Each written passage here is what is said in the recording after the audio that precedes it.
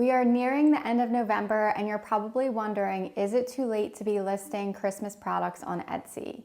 In my opinion, unless you're in one of two situations, then yes, it probably is a little bit too late. I'm going to explain. So first, I'm going to tell you the only two reasons why I would still maybe list Christmas products on Etsy at this time. Otherwise, I am not. The first situation is if there's a major news event or like a viral moment happening that can be paired quickly with a Christmas theme, then it might be worth getting a quick listing up to kind of cash in on those quick sales.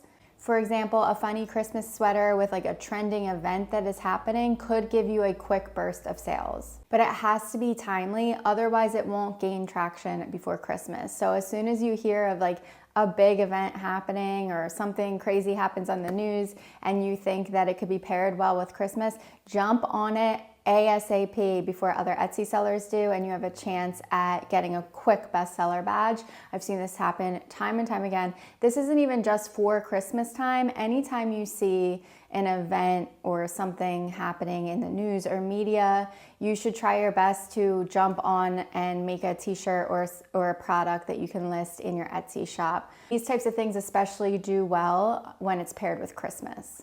Situation number two is if you already have a Christmas design that's doing really well in your shop, this is the time to double down. There's a few ways to do this. So first, create a few similar designs to that niche to capitalize what is already selling and use the same SEO from that best-selling listing. You always want to make the most out of the momentum that your shop has at a specific moment. Not only can you create a few similar designs in that niche, but you can also take that original best-selling design and expand and apply it to other products. For example, if you have a t-shirt that is selling really well, my suggestion is always to take that design and put it on a sweatshirt, put it on a tote bag, put it on a mug. This is a quick way to build on that momentum and get more sales very quickly. For example, let's say I have this Santa's favorite teacher design take off in my Etsy shop. Then I am going to come over to the catalog within PRINTIFY and I might find mugs because, you know, we're thinking about teachers for this. Mugs are big sellers during this time for teachers. So if that design is selling well on a t-shirt, chances are it's going to sell well on a mug.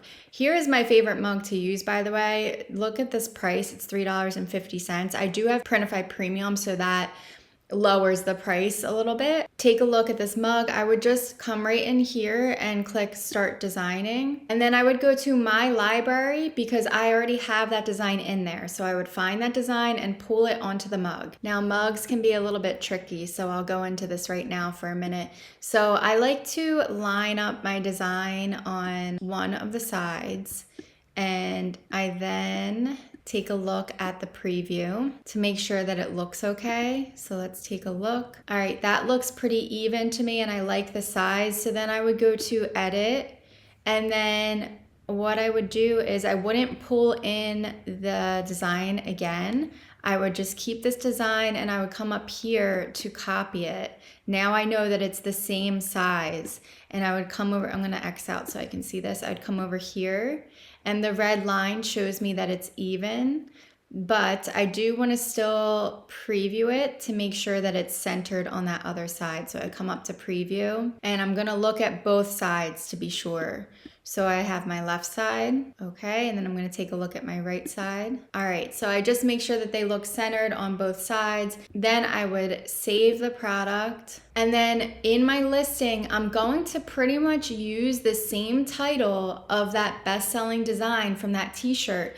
But instead of words like t-shirt in my title, I'm going to erase t-shirt and put mug. So say the t-shirt was like Santa's favorite teacher shirt.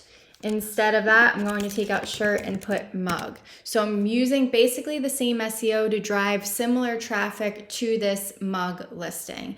I would also consider putting it on a Christmas ornament because again, people are buying teachers gifts for Christmas, and as I used to be a teacher, I used to get things like mugs and ornaments and tumblers as presents and candles. So that's another product you could put it on. So same thing, I would choose an ornament And then I would very quickly and easily go to my library and pull the design on using similar SEO to drive traffic to now an ornament listing.